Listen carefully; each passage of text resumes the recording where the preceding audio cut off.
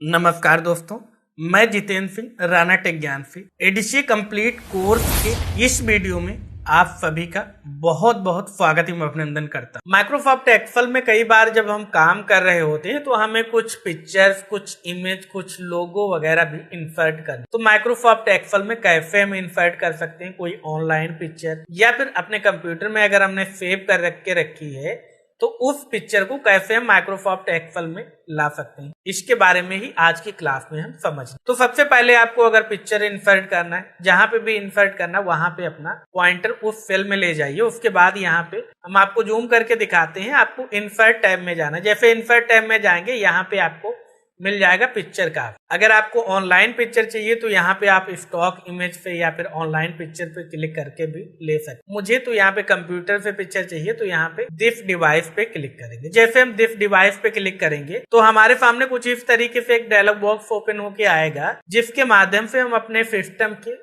किसी भी लोकेशन में जा सकते। मान लेते हैं कि मुझे डेस्कटॉप पे जाना तो डेस्कटॉप पे क्लिक कर देंगे। डेस्कटॉप पे फोल्डर है कॉपीराइट फ्री और इसमें कुछ इमेज हमने रखी हैं, उन्हें मान लेते हैं हमें इंसर्ट करना है। मान लेते हैं इस चिप को इंसर्ट करना है तो इसे सेलेक्ट किया और यहाँ पे इंसर्ट पे क्लिक कर देख सकते हैं हमारे सामने चिप आ गई। अब जैसे ही हमारे सामने ये चिप आई तो इसके साथ ही क्या हुआ कि हमारे रिबन में भी एक अलग से टैब आ गए। अब यहाँ पे देख सकते हैं पिक्चर फॉर्मेट का टैब यहाँ पे आपको मिल जाएगा। अगर आप बाहर कहीं पे भी फीड पे क्लिक कर देते हैं और उसके बाद अगर आप रिबन में देखते हैं तो आपके सामने पिक्चर का टैब नहीं आएगा। जैसे ही आप पिक्चर पे क्लिक करेंगे तो आपके सामने पिक्चर फॉर्मेट का टैब आ जाएगा। अब इसमें क्या है, यहाँ पे कुछ महत्वपूर्ण ऑप्शन मिल जाते हैं। पहला तो ऑप्शन यही मिल जाता है रिमूव बैकग्राउंड। अब रिमूव बैकग्राउंड क्या होता है, अभी क्या है कि यहाँ पे इस पिक्चर में बैकग्राउंड व्हाइट लगा हुआ है तो इफ मैटर पे ले जाते हैं तो देख रहे हैं जहां पे चिप हमारा है तो वहां पे तो मैटर छिपेगा, लेकिन उसके आसपास जो व्हाइट बैकग्राउंड है उसके नीचे भी मैटर छिप रहा है। तो हम चाहते भाई यहाँ पे जो बैकग्राउंड है इसका रिमूव हो जाए, तो उसके लिए हमें फोटोशॉप में या फिर कोरल ड्रा जैसे अलग से किसी सॉफ्टवेयर की आवश्यकता नहीं है। माइक्रोसॉफ्ट ऑफिस में ही यहाँ पे आपको ऑप्शन मिल जाएगा रिमूव बैकग्राउंड। जैसे ही आप इस पे क्लिक करेंगे तो ये क्या करेगा, इस तरीके से मार्क कर देगा एरिया को, जो एरिया ये रिमूव करने वाला है। अब अगर आपको लगता है कि यहाँ पे भी इसने मार्क कर दिया है और जबकि ये मुझे नहीं चाहिए, एरिया रिमूव करना नहीं है इसे, तो इसे हम बचाना चाहते तो इसके लिए कुछ ऑप्शन मिल जाते हैं। मार्क एरिया टू कीप, यानी अगर कोई हिस्सा यहाँ पे कट रहा है इमेज का तो उसे आप रखना चाहते तो उसे मार्क कर दीजिए, या फिर कोई हिस्सा अगर कट नहीं रहा आप उसे रिमूव करना चाहते हैं तो यहाँ पे मार्क एरिया टू रिमूव पे क्लिक करके उसे मार्क कर लीजिए। उसके बाद यहाँ पे ऑप्शन मिल जाता है कि अगर आपने जो भी यहाँ पे बदलाव किए, जो भी चेंजिंग किए हैं उसे आप कैंसिल करना चाहते हैं तो इस पे क्लिक करेंगे। यहाँ पे बदलाव अगर आप रखना चाहते हैं तो कीप चेंज पे क्लिक करें। तो पहले तो हम ये करना चाहते कि भाई यहाँ पे हम एरिया रखना चाहते, ये वाला एरिया भी रखना चाहते और हम इस एरिया को भी बचाना चाहते, और इस तरीके से हम यहाँ पे इसे सेलेक्ट कर लेंगे और उसके बाद यहाँ पे हम कीप चेंज पे क्लिक करेंगे। तो आप देख सकते हैं इस तरीके से बैकग्राउंड हट गया। अब जहाँ पे चिप है वहां पे मैटर छिप रहा है, लेकिन उसके चारों तरफ जो व्हाइट बैकग्राउंड आ रहा है वो यहाँ पे रिमूव हो गया।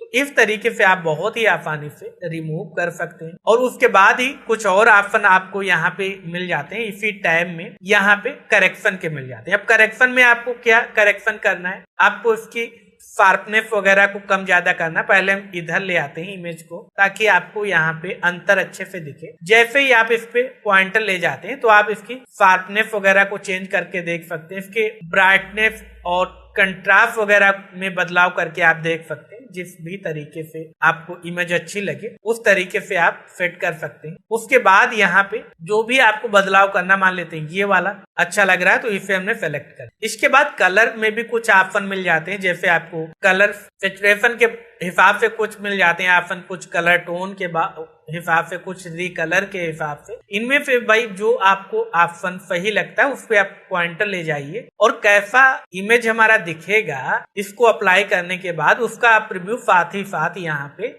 आप अपने इमेज पे भी देख पा रहे हैं। मान लेते हैं इसमें कोई भी बदलाव मुझे नहीं करना है तो आप यहाँ पे किसी पे भी क्लिक ना करें। उसके बाद यहाँ पे कुछ और इफेक्ट मिल जाते हैं, इनमें से कोई इफेक्ट आपको चाहिए तो उसे आप सेलेक्ट कर सकते हैं, आपको नहीं चाहिए तो आप वापस से आ सकते हैं। इसी के साथ यहाँ पे ट्रांसपेरेंसी का ऑप्शन मिल जाए। अब भाई ट्रांसपेरेंसी क्या होती है, मान लेते हैं कि हम ये चाहते हैं कि भाई अभी क्या है, इमेज के नीचे का मैटर हमें दिखाई नहीं पड़ता, हम चाहते हैं चिप जो है वो हल्का हल्का दिखे और मैटर भी मुझे दिखे, तो उसके लिए ही हम ट्रांसपेरेंसी को सेट करें। मान लेते हैं यहाँ पे ट्रांसपेरेंसी अभी देख सकते 50% है, तो कुछ इस तरीके से हमारा चिप मैटर दिख रहा है। अगर यहाँ पे 65% करते हैं तो यहाँ पे और ज्यादा हल्का हमारा चिप दिख रहा है और यहाँ पे और ज्यादा हल्का चिप दिख रहा है। तो अगर आप इस तरीके से ट्रांसपेरेंसी को सेट कर देंगे तो कुछ इस तरीके से आपका इमेज दिखेगा और आपको मैटर दिखेगा। अगर आप यहाँ पे 95% ट्रांसपेरेंसी रख देंगे तो आपका इमेज बहुत ही हल्का दिखेगा। तो हम नॉर्मली जो उपयोग करते हैं वो 80% या फिर हम यहाँ पे 65% का उपयोग करते हैं। तो इस तरीके से आप ट्रांसपेरेंसी का उपयोग कर सकते। उसके बाद यहाँ पे कंप्रेस पिक्चर बहुत ही महत्वपूर्ण ऑप्शन है। अब भाई इसका काम क्या हो, इसका काम ये होता है कि मान लेते हैं कि आप यहाँ पे अपने मोबाइल फोन से कोई पिक्चर खींची, मान लेते हैं कि आपकी पिक्चर जो है वो यहाँ पे 8 MB की आई, उसके बाद उस पिक्चर को आपने इस फाइल में इंसर्ट कर, उसके बाद आप इसे शेयर कर रहे हैं, तो यहाँ पे आपकी फाइल 8 MB या इससे भी ऊपर के साइज की हो जाएगी। अब क्यों हो जाएगी इतनी बड़ी फाइल, उसका कारण यही कि उसमें आपने 8 MB का इमेज ही एक लगा दी। तो उस स्थिति में ये जरूरी हो जाता है कि उस पिक्चर को आप कंप्रेस कर लें, उस पिक्चर का साइज कम कर लें, उसे कंप्रेस कर लें। तो उसके लिए कुछ ऑप्शन मिल जाते हैं। अब यहाँ पे ऊपर देख रहे हैं, अगर आपको भाई हाई क्वालिटी में ओरिजिनल पिक्चर है उस तरीके से चाहिए तो इस पे आप टिक लगा देंगे। अगर आपको HD चाहिए तो आप इस पे टिक करेंगे 330 dppi। यहाँ पे अगर आपको प्रिंट करना भी पिक्चर, तो प्रिंट करने के लिए क्या चाहिए कि थोड़ी सी क्वालिटी अच्छी हो, तो उसके लिए आप प्रिंट चुन सकते हैं। अगर आप उसे ऑनलाइन पब्लिश कर रहे हैं, अपने वेबसाइट पे डाल रहे हैं, अपने ब्लॉग पे डाल रहे हैं, तो यहाँ पे आप वेब चुन लें। लेकिन अगर आप किसी को ईमेल कर रहे हैं, व्हाट्सएप कर रहे हैं, तो उस स्थिति में क्या हम चाहते हैं कि भाई यहाँ पे हमारे इमेज का साइज कम से कम हो जाए, ताकि भाई फाइल का साइज कम रहे, आसानी से हम उसे शेयर कर पाए। तो उस स्थिति में आप इस ईमेल पे टिक करें। आप जिस पे भी क्लिक करेंगे उस साइज के हिसाब से ये आपकी इमेज। उसके बाद यहाँ पे अगला ऑप्शन जो होता है वो चेंज पिक्चर का। यहाँ पे आप मान लेते कि भाई ये पिक्चर मुझे नहीं चाहिए, तो यहाँ पे फ्रॉम फाइल पे क्लिक कीजिए या फिर ऑनलाइन जहां से भी आप पिक्चर चाहते हैं। मान लेते हैं कि मुझे भाई यहाँ पे ये वाला मॉनिटर का चाहिए था पिक्चर, तो हमने मॉनिटर को सेलेक्ट कर लिया। अभी क्या है, मॉनिटर यहाँ पे आ गया। अब यहाँ पे अगर इससे भी कंप्रेस करना चाहें तो यहाँ पे भी वही ऑप्शन मिल जाता है। इसी के साथ यहाँ पे रिफिट का ऑप्शन, मान लेते हैं बहुत सारे यहाँ पे बदलाव आपने कर रखे हैं, उसके बाद आपको लगता है कि भाई ज्यादा ही हो गए, हम चाहते जैसी हमारी मूल पिक्चर थी वैसी हो जाए, तो उसके लिए आपको रीसेट पिक्चर का ऑप्शन मिल जाता है। जैसे ही आप इस पे क्लिक करते हैं तो आपने जैसी पिक्चर इंसर्ट की थी उस तरीके से पिक्चर हो जाएगी। उसके बाद कुछ यहाँ पे पिक्चर्स के स्टाइल होते हैं, जहां से आप क्या है, बगैर किसी फोटोशॉप में, बगैर किसी कोरल ड्रा के आप माइक्रोसॉफ्ट वर्ड में ही इसका फ्रेम वगैरह इस तरीके से लगा सकते हैं, इस तरीके से इसे रोटेट कर सकते हैं, इस तरीके से यहाँ पे अलग अलग इफेक्ट दे सकते हैं। ये सारी चीजें भी आप यहाँ पे कर सकते हैं। मान लेते हैं कि ये वाला इफेक्ट चुनते हैं। उसके बाद अगर आपको पिक्चर का बॉर्डर कुछ लगाना है तो उसे आप सेलेक्ट कर लीजिए, पिक्चर का बॉर्डर आ जाएगा। यहाँ पे अगर आपको शैडो वगैरह लगाना है तो आप देख रहे हैं यहाँ पे जैसे जैसे आप क्लिक करेंगे तो हमारे इमेज पे उसका प्रभाव पड़ रहा है। रिफ्लेक्शन देना है, रिफ्लेक्शन दे दीजिए। यहाँ पे आप देख सकते हैं परछाई टाइप की नीचे आ रही, मान लेते हैं यहाँ पे ले आते हैं, थोड़ा सा बड़ा कर लेते हैं, तो यहाँ पे देख रहे हैं आपको नीचे परछाई टाइप की मिल रही।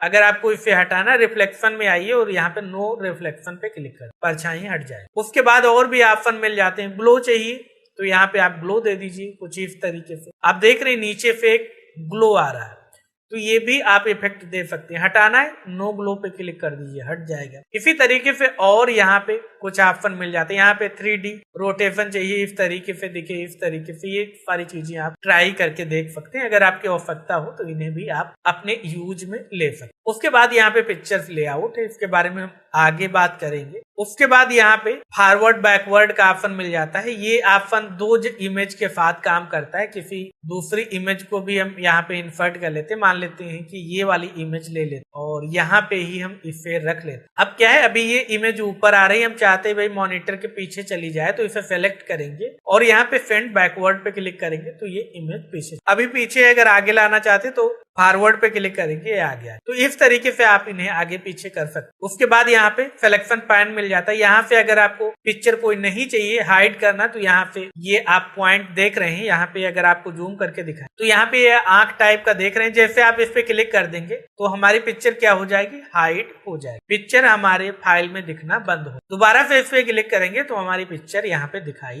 देगी। साथ ही आप ये भी कर सकते हैं कि आपको पिक्चर ऊपर ले जाना है तो यहाँ से भी आप ड्रैग ड्रॉप कर, और सभी को हाइड करना है हाइड ऑल पे क्लिक कर दीजिए, सभी को शो कराना शो ऑल क्लिक कर दीजिए। तो ये भी चीज आप यहाँ पे कर सकते हैं। इसी के साथ आप इसे अलाइन कर सकते हैं किस तरीके से चाहिए, इसे आप रोटेट कर सकते हैं अलग अलग तरीके से, ऊपर नीचे किस तरीके से चाहिए, इस तरफ आए या फिर इस तरीके से चाहिए, तो ये चीजें भी आप यहाँ पे आसानी से कर सकते। इसके बाद अगर आप चाहते दोनों इमेज को ग्रुप करना तो आप ग्रुप भी कर सकते हैं। यहाँ पे दोनों इमेज को सिलेक्ट कीजिए, ग्रुप कर लीजिए। उसके बाद जहाँ पे भी आप सिंपल इमेज पे क्लिक करके ले जाएंगे, दोनों इमेज साथ ही साथ रहेंगे। जब भी आपको अनग्रुप करना हो यानी अलग अलग करना हो तो यहाँ पे सिंपल आ जाइए ग्रुप में, यहाँ पे अनग्रुप का ऑप्शन मिल जाएगा। अब जो भी इमेज आप पकड़ के ले जाएंगे वही इमेज जाएगी, दूसरी इमेज नहीं जाएगी।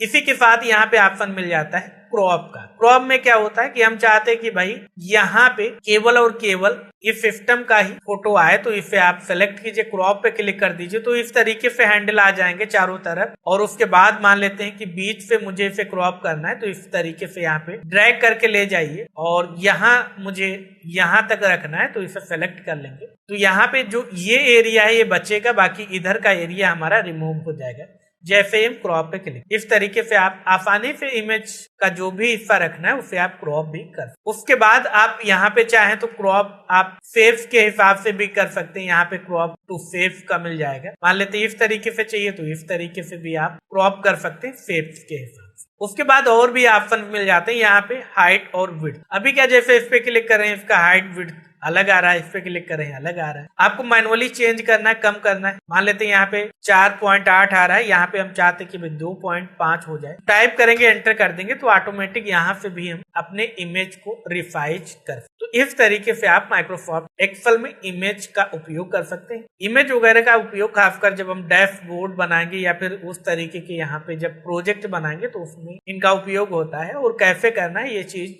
हमने आपको बता दी। आगे जब हम यहाँ पे प्रोजेक्ट पर प्रैक्टिस करेंगे तो चीजें और यहाँ पे क्लियर हो जाएंगी। बेसिक चीजें आपको पहले से पता होनी चाहिए कि किस तरीके से अगर हमें क्रॉप करना है, बॉर्डर लगाना है, कलर बदलना है तो आप किस तरीके से कर सकते हैं। ऊपर नीचे ले जाना है, रोटेट करना है तो कैसे कर सकते हैं। इसलिए आपको बेसिक नॉलेज होनी चाहिए। आशा करते हैं आज की क्लास में जो भी आपको बताया गया है वो आपको अच्छे से समझ में आया। फिर भी अगर आपका कोई भी डाउट है, कोई भी कंफ्यूजन है, कोई भी सवाल है किसी भी टॉपिक को लेकर तो कमेंट बॉक्स में अवश्य लिखें। हम कोशिश करेंगे कि जल्द से जल्द आपके उस प्रश्न का, आपके उस डाउट का जवाब हम दे पाए। साथ ही वीडियो आपको कैसा लगा कमेंट बॉक्स में अवश्य लिखें। अगर आप चैनल पे नए हैं, अभी तक आपने हमारे इस यूट्यूब चैनल को सब्सक्राइब नहीं किया तो सब्सक्राइब अवश्य कर लें ताकि आने वाले सभी वीडियोज की जानकारी आपको सबसे पहले भेजी जा सके। और अपने दोस्तों के साथ इस वीडियो को शेयर करना बिल्कुल भी ना भूलें। तो मिलते हैं आपसे अगली वीडियो में, तब तक याद रखें ज्यादा लर्निंग तो ज्यादा अर्निंग, इसलिए सीखते रहें और मुस्कुराते रहें। नमस्कार।